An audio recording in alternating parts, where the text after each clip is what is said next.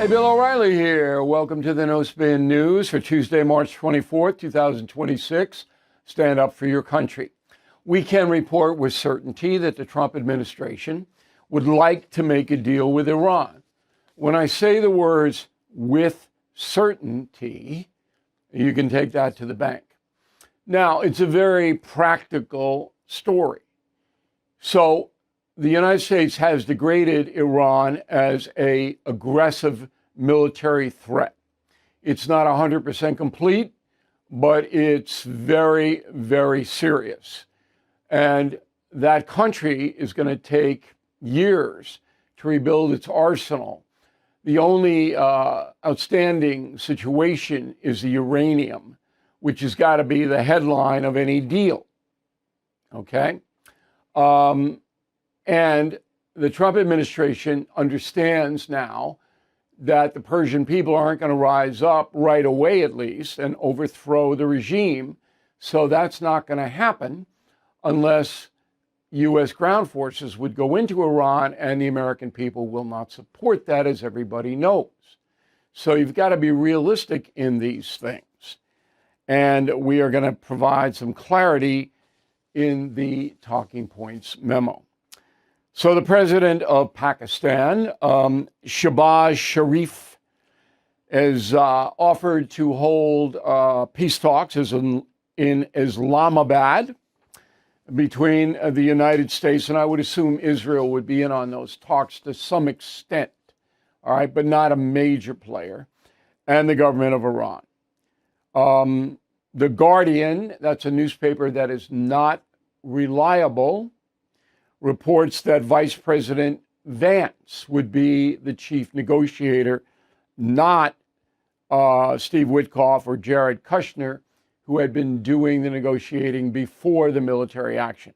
Again, the Guardian is not reliable, so I can't give you anything other than that's what this newspaper says. The government of Iran predictably says, oh, no, we don't want to talk. Yeah, okay.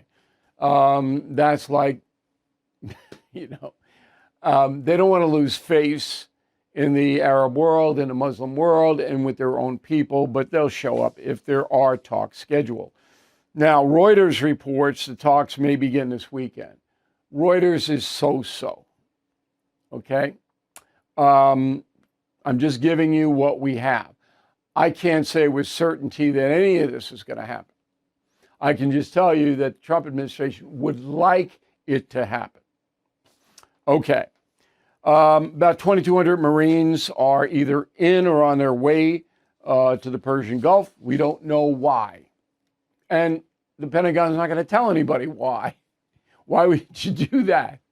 So we have ground forces available if certain missions, not occupation, but missions need to be done.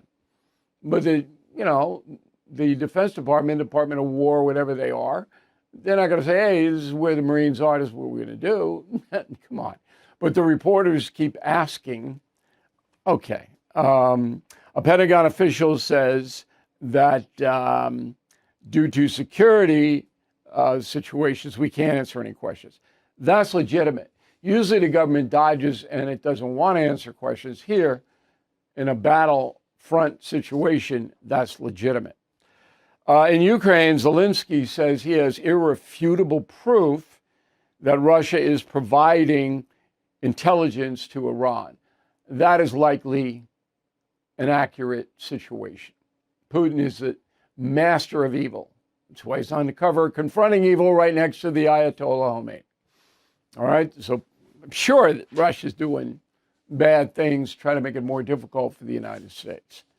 So I believe that report. The United Nations UNICEF, which is the children's arm of it, says that 324 children have been killed so far in a conflict, 206 in Iran, 118 in Lebanon, 4 in Israel, 1 in Kuwait.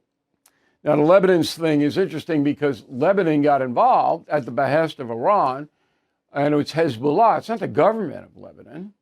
It's the terror group Hezbollah. It's the same thing with Hamas. So they start firing rockets at Israel, civilians. Well, what do you think Israel's going to do? though they fire rockets back. Now, I'm not justifying anything. I'm just telling you that perspective is needed in covering the story. So the kids are caught in the middle, just like Hamas. Civilians were caught in Gaza because Hamas hid behind them. We all understand. I hope so. So, how did the UN get those numbers? It's impossible to get them. So they took them from the various governments, which then you say, okay, you got to be skeptical. But be that as it may, children, women, civilians, everybody's suffering. The world would be a lot better place if we didn't have any of this, right? It's so simple.